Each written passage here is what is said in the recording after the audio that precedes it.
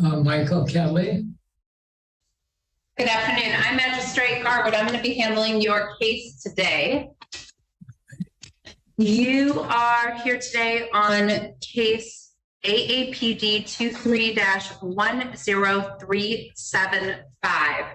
If you can state your full and complete name, including your middle name. Michael Patrick Kelly. Thank you. And Mr. Kelly, have you had a chance to talk to the public defender? Briefly. Okay.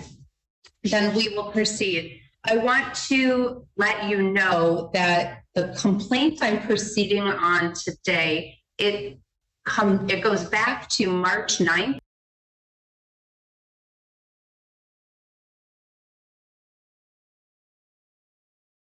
Of 2023, and it was signed by the court. Magistrate Fink signed it on June 21st of 2023. And it's my understanding that based upon information gathered yesterday and today, new charges will be coming, and those will be dealt with tomorrow in a separate new complaint. So whatever I do today, you'll be again in court tomorrow to be seen, I believe, by Magistrate Cameron. So I just want you to know that, okay? Does that require I stay overnight? I'm being scheduled for emergency back surgery. I have very severe arthritis at U of M, and it's against my sciatic nerve, which is disabling pain. And I didn't get 1 minute of sleep last night. Can I come back tomorrow then for that? Well, we'll talk about it later, okay? We're going to go through the charges, and then your counsel can make whatever arguments that you and she wish to make regarding bond. But first, we're going to go through the charges, okay? Okay. All right. So, sir, first, your rights. You've been charged with felonies, so you have the right to remain silent. Anything you say can and will be used against you in a court of law. You have the right to an attorney. If you can't afford an attorney, the court will refer you to the local appointing authority for them to make investigation as to representation. You also have the right to a probable cause conference within 14 days of today and a preliminary examination within 21 days, and you have the right to a trial. Do you understand your rights as I've explained them to you, sir? I need these written down. I have memory loss and I'm not able to remember things. You'll be given a, go ahead. I have been diagnosed with MRIs. I've got a serious cerebral microvascular brain disease, which I'm continually having strokes, and small strokes in the brain. They're not getting enough blood, so I'm getting medication for that. That has caused a memory loss, and so I'm disabled from defending myself in the past, a long distant past. So I don't know what to do. I can't defend. Okay, well, all right. So, Mr. Kelly, as far as your rights are concerned, when we are done, you're going to be given a copy of your advice of rights form, and that will have all the details of your rights, including the rights I just went through. They will all be on that document. And you'll have a copy of that in your documents that you get at the jail. Okay. So with that, you understood the rights, correct? Well, not exactly. I can't even remember what you said. Actually, that's my memory. So I have to have it on paper to be able to look at it. So you can't remember what I said a minute ago, but no, you can remember all the details of your medical situation?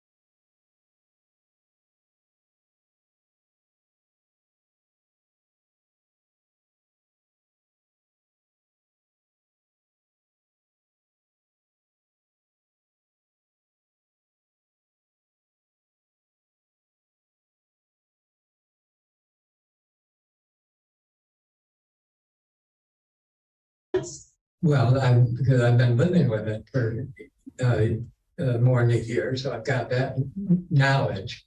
But Okay, so we'll make it easy. We're going to make it easy for you. You have the right to remain silent. Do you understand? All right. Anything you say could be used against you in a court of law. Do you understand? Yes. You have the right to an attorney. Do you understand? Yes. One question I had, I may ask, I thought I had a right to an attorney when they came to my house last night and, to do whatever they did, arrested me. And I thought I had a right to have an attorney present while they did things, but they denied that. So I misunderstood maybe. I thought they even asked me, do you want to have an attorney? And Mr. Kelly? Yes. I'm going to stop you. I have a specific job I have to do this morning. Okay. Or this afternoon. We've been going since early this morning. So I have a specific job I have to do today, and that includes advising you of your rights. That includes making you aware of the charges against you and the penalties, getting you an attorney, getting you your next court date, and dealing with bonds. We have specific things we have to do, so we do them in a particular order. I'll be happy to answer questions that are appropriately asked to me when it's time, but right now is not the time. So I'm going to talk. I'm going to ask you questions. I need you to answer those questions, and then we'll deal with what your questions are later. That's to protect your rights, okay? Yes, do you understand? Okay, so I told you you have the right. You have the right to have an attorney appointed in this case, and you said you understood. The next question, or the next part of that is, if you can't afford an attorney, the court will refer you to the local appointing authority, and they'll be in touch with you to handle representation for this case. Do you understand? I already have a public defender, Gina Novesky. You have a public defender for a different case. This is a new case. New case. Okay. That's what we're talking about today. Today, okay. While I haven't gone through. Okay, one person can talk at a time, Mr. Kelly. I haven't gone through the charges yet. I will in a minute. Okay. You also have the right to have a probable cause conference within 14 days of today. Do you understand? Who's the conference with? It'll be with Judge Simpson. Okay, what's the nature of the probable cause conference? I've never heard of that before. A probable cause conference is when the two different attorneys gather with you, with the court, to determine what kind of a case you have, if there's any kind of pre-settlement that can be arranged, or what kind of a track the case should go on. Whether you should move forward to a preliminary examination and ultimately a trial, or if there's some kind of resolution that can be entered at that point. So that's a probable cause conference. So you have the right to do that within 14 days of today. You have the right to a preliminary examination within 21 days. Do you understand? How do I arrange the probable cause conference? I didn't understand your question. Ask it again. How do I arrange a probable cause conference? How do I initiate, or what do I do? You don't. That's my job. I will give you the date for your probable cause conference in a few minutes. Oh, okay, I see. So you have the right to a preliminary examination within 21 days. The court will schedule that. Do you understand? Yes. And you have the right to a trial. Do you understand? Mm. Yes? Yes. Yeah, I said yes. Thank you. I will have Ms. Coons from the Public Defender's Office represent you today, and then you'll be referred to the local appointing authority for them to handle representation going forward. We are going to proceed with appearances by counsel. We will start with the people. Good afternoon, Your Honor. Grace Burton, appearing on behalf of the people. Good afternoon. Ms. Coons? Good afternoon. This is Bridget Coons from Public Defender's Office on behalf of Mr. Kelly. At this time, I would ask for a reading of the charge. Thank you. So, Mr. Kelly, I'm going to go through the details of the complaint with you. It's alleged that on or about March 9th of 2023, that you were at 2121 Highland Road, apartment 1 in the city of Ann Arbor. Count 1 alleges that you did arrange for, produce, make, copy, reproduce, or finance any child sexually abusive material contrary to Michigan law. Do you understand this first charge? Not whether you agree or disagree, but do you understand that's what you've been charged with? Okay, well, the problem is I already went to a hearing then, and I was put under house arrest. And so I thought that was handled. So I'm getting this twice. Nope, these are new charges. You continue to do these things, so now you've picked up new charges. Your other case is still over at circuit court, and you're on probation. And since then, you now have new charges, and that's what you're dealing with today. So that was count 1. That's a felony. It has a maximum penalty of 20 years in prison and or $100,000. Count 2 is another charge that you did arrange for, produce, make, copy, reproduce, or finance any child sexually abusive material. Again, the penalty, 20 years in prison and or $100,000. And count 3, another charge that you did arrange for, produce, make, copy, reproduce, or finance any child sexually abusive material. Again, a felony with a maximum penalty, 20 years in prison and or $100,000. Do you understand what you've been charged with and the maximum penalties? But I do not know what these. That's not what I asked. Do you understand that's what you've been charged with? Oh, okay. Let's see. Okay. Okay. I don't have any, these 3 occasions, I don't have any occasions of those things happening. And so that's your, I'm going to stop you. That's your defense. You're welcome to make whatever defense you would like, but these are the crimes that you've been charged with. No one's complaining about me and I've been following the rules the whole time. And all of a sudden, these 3 charges, Sir? I counted me, or they only came to me once last night in the whole time I've been under house arrest. And there's so how can there be 3 charges when they only saw me once? These charges, again, they come from March, not from last night. You're going to get new charges from last night. These charges are from March. Okay, well, I was already sentenced to house arrest. Sir, I'm going to stop you because you're talking about the events that deal with what you're charged with, and I don't want you to say something that could be used against you. So we're going to proceed as we always do. I'm going to have you stand mute. That means you'll remain silent as to the charges. I'm going to enter a plea of not guilty for you. I'm going to schedule you for your next court date. That's the probable cause conference that we were talking about before. You'll get a notice to appear while you're in custody. Your next court date is going to be July 20th at 9 a.m. or as soon thereafter as your case can be called. That will be by Zoom in front of Judge Simpson. The next thing we need to address in this case is bond. And there are 2 parts to bond. Bond conditions, those are things the court tells you you can and cannot do. If you violate a bond condition, you are subject to immediate arrest. The other side of bond is whether you can be released today on your own personal recognizance or whether you'd have to post a bond in order to be released. Before I make any decisions regarding bond or bond conditions, I will hear from the people if they wish to be heard. I do have a check on your criminal history that I have here with me on the bench. I will hear from Ms. Coons on your behalf, and I have had a chance to review the complaint in this matter, and I'll take all that information into my evaluation when I decide what to do, and we will go through your conditions in just one moment. Would the people like to be heard? Yes, Your Honor, briefly. The people are requesting no bond in this case. This is now the 4th CSIM case in the last 5 years with this defendant. So far, no personal recognized bond or probation have allowed him to continue doing this.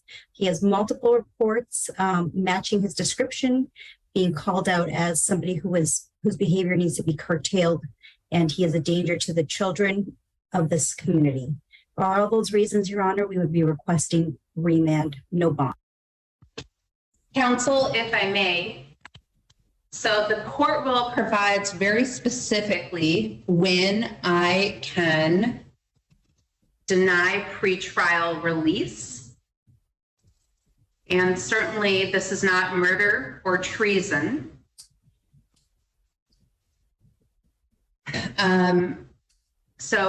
Is it your position that this is a violent felony? Your Honor, it's our position that this is, that he poses a danger to the community. He clearly has an interest in minor children and he can't curtail his desires or behaviors. So to protect society, we are requesting no bond and in the alternative, a very high cash bond. Okay, so if there's a specific court rule or specific provision of the court rules that you can point to that allows me to do about no bond, I'm happy to hear that from you. But the court rules are really specific when I can deny bond. So Thank is there you, Your Honor. something? I do not have that. Okay, thank you. All right, then we will hear from Ms. Coons. Yes, this is Bridget Coons from the Public Defender's Office. We would be asking for a bond amount that Mr. Kelly would be able to post. We understand the seriousness of the offense, but he is a 74-year-old who has extensive medical issues. He has severe arthritis in his back, 5 slip discs, does require immediate back surgery that he had scheduled for tomorrow. He has microvascular brain disease causing strokes and memory loss. He also has cancer treatment. It was in treatment yesterday for that. He is low income. His only sources are Social Security and state assistance. He does live inside Ann Arbor and is insisting on his innocence. So for those reasons, we would be asking for possibly a personal or a low cash bond or to consider a 10% bond. Thank you. Thank you. I would note for the record, as I'm reviewing the criminal history in this case, it appears that the defendant is on probation from a case that originally came out in 2018. So he's on probation with the 22nd Circuit Court, and it's for the same type of activity here. Looks like he pled no contest and he remains on probation for that. And I'm quite confident that in that circumstance, if he's on probation, there are certainly restrictions of what he's allowed to possess or not possess concerning child sexually abusive material. There's another case from 2020, and that was bound over to circuit court. And so it's unclear to me when the next court hearing is on that case.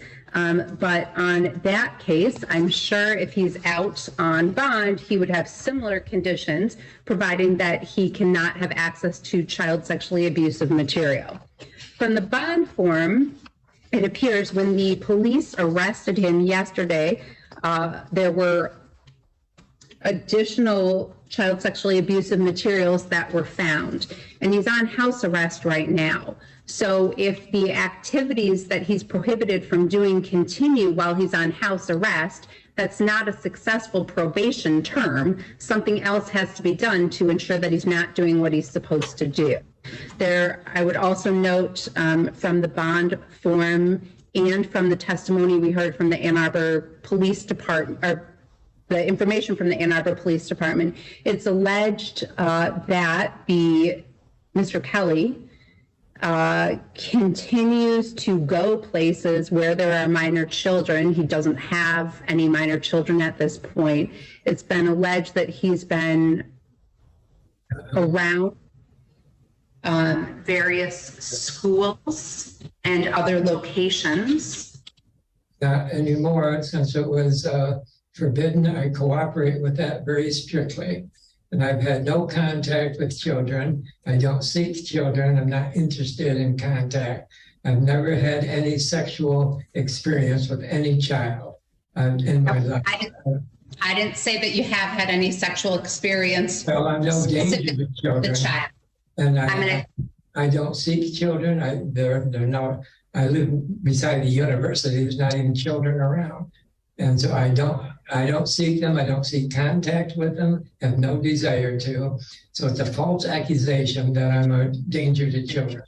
I am. okay.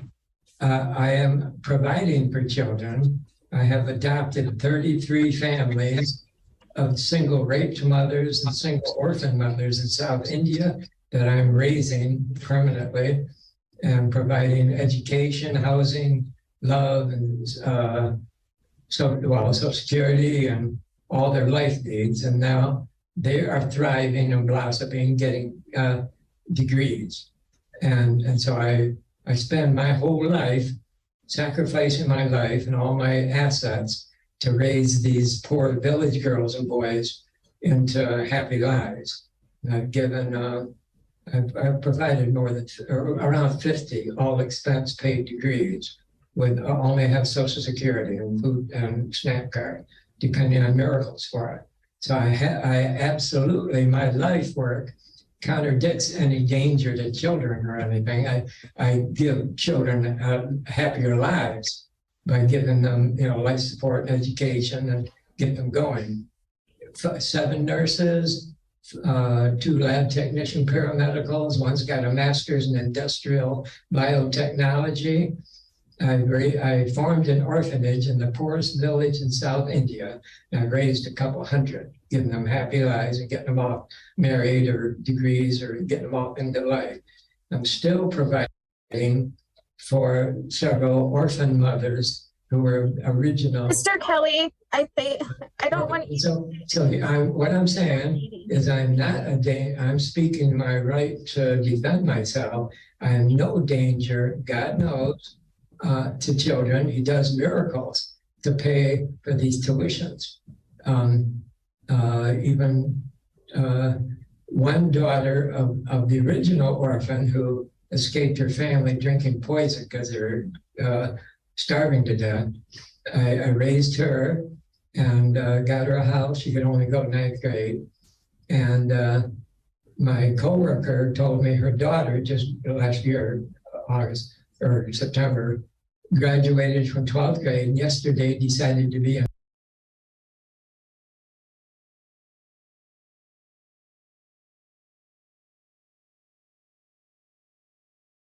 nurse. So I prayed, and we had no money for that. I prayed, Lord Jesus, I can't. You can, please do. Amen. Thank you. 2 days later, someone donated her entire 4-year nursing degree tuition, all for free. And she's begun classes very happily. So there I have proof from heaven, God doing miracles to provide my caring for children, or mostly they're grown up now, women and married. And so I have witness from God doing miracles for me that I am no danger. They have all the priests and sisters and orphans and the women from India wrote letters to the judge testifying that I'm completely clean and good, no complaints ever. So it's a false accusation. I've been suffering from the state that I'm a danger to children. And it's not fair to me. It's a crime against me and my own integrity. I have never sexually touched anyone. Mr. Kelly, I'm going to stop you. I've heard you. I'm going to stop you. You have either pled guilty or been found guilty, which is why you're on probation for possession of child sexually abusive materials with the circuit court. So that is compelling to me. I am going to use the information I have that's been presented to me, and I'm going to set your bond conditions. Your bond conditions are as follows. You're not allowed to leave the state of Michigan without prior permission of the court. You are not to assault, terrorize, frighten, intimidate, threaten, harass, molest, or stalk anyone. You're not to commit any crimes while your case is pending. You are to have no contact in person or by phone or through any telecommunications device with any minor child. You are not to enter into any school, any elementary school, any middle school, any high school, anywhere where children might be present who are minors. You're not to enter into any daycare. I don't want you going to the hands-on museum or any kind of museum where children might be present. I cannot hold you with no bond. The court rules don't allow me to do so. They're very specific when I'm allowed to do that, but I can do other things. It's clear to me that home confinement is not working because there are now allegations that even while under home confinement, you continue to get new charges for possession or creating child sexually abusive material. So continuing, you're required to stop. I'm talking, not you. All of your conditions will remain in full force and effect until changed by the court, and you must appear for all of your court hearings. While you remain in custody, the jail will assist you so you can participate in those court hearings. I'm going to set cash or surety bond of $5 million. If I could give you no bond, I would absolutely give you no bond in this case. This is an appropriate case for no bond, but the statute doesn't allow. So that will be the bond, $5 million, cash or surety, no kind of 10% privilege. And your next court date will be July 20th. I will put a note in the file for the medical ward to make sure that you are getting whatever you require for your medical care and attention. And that is what the court's going to do. Anything further from the prosecutor? Nothing. Thank you. Thank you. Anything further, Ms. Coons? Nothing further. Thank you. All right. And Mr. Kelly, we'll get all of your paperwork down to you at the jail. And again, you'll be seen tomorrow on your other new charges that are currently being worked on through the Ann Arbor Police Department. You are all set. You can stand up and go to the door. Thank you, sir. I don't understand. Do I get public reconnaissance? I'm sorry. I'm sorry. Ask your question one more time. I need for my help.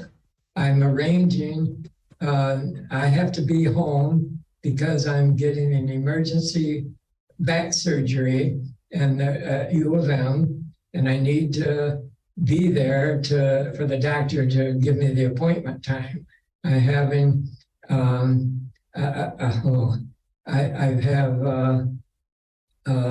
just had an MRI, and they showed I have a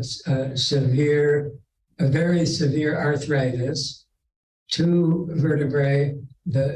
For two vertebrae, the disc have almost disappeared. They're bone against bone. Have three vertebrae with bulging disc against the sciatic nerve, and I can't endure being here. It'd be too difficult psychologically, mentally, physically, and so if I can just be allowed to be back home, I'll come back. I mean, I'll do everything, but I can't physically endure the conditions here. I heard you already told me all the information you've just provided to me. I'm not changing your bond. The bond will be $5,000. Again, the medical staff will help you with any immediate needs that you have. You're welcome to use the phone as the phone is allowed, through the jail to make whatever phone calls you need to make to whatever friends or caregivers that you have to get that date for your surgery. But I'm not going to release you on less than a $5 million bond based upon all the reasons presented. So again, you can go to the door, the jail will assist you, and we'll get your paperwork to you shortly. Thank you, sir. May I ask why the $5 million? I haven't done any, all that. There's a few pictures in my apartment. Why such a bond? I haven't met anyone, touched any Mr. children, Kelly, contacted anyone. So please why? don't say anything Yeah. else. You're making a incriminating statement. Did you hear what you just said? Yes. Sir, I'm going to tell you to stop talking right now. You just made the comment, all I have are a couple pictures in my apartment. Again, you may have just made a very large concession on the record. So I've stated why your bond is what your bond is. You are all set. You can go to the door, and I wouldn't make any more comments today. Thank you.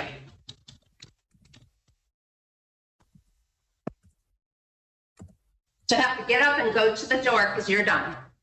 Can I speak with my public defender? Not right now. They'll be in touch with you. May I know when? I didn't hear your question.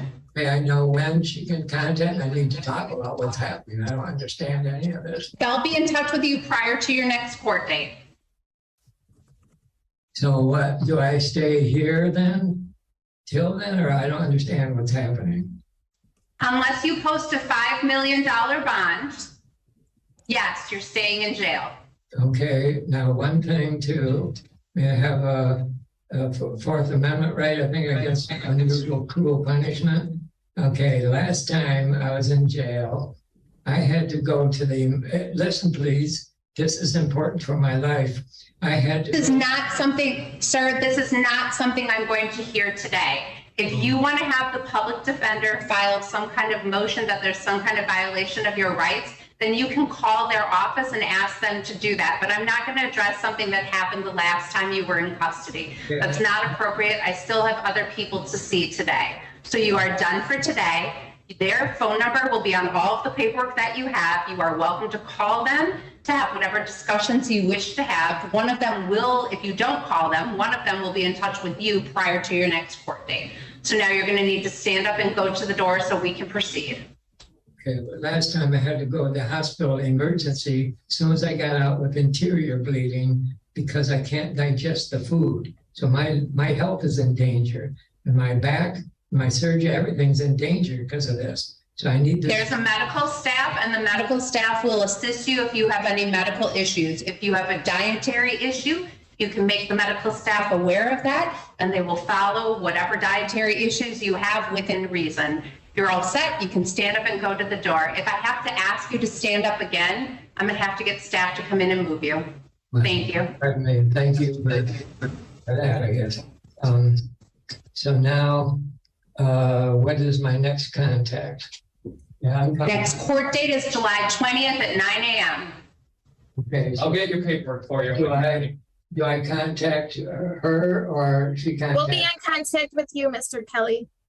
Okay, thank you. Thanks for the work. All right, sir.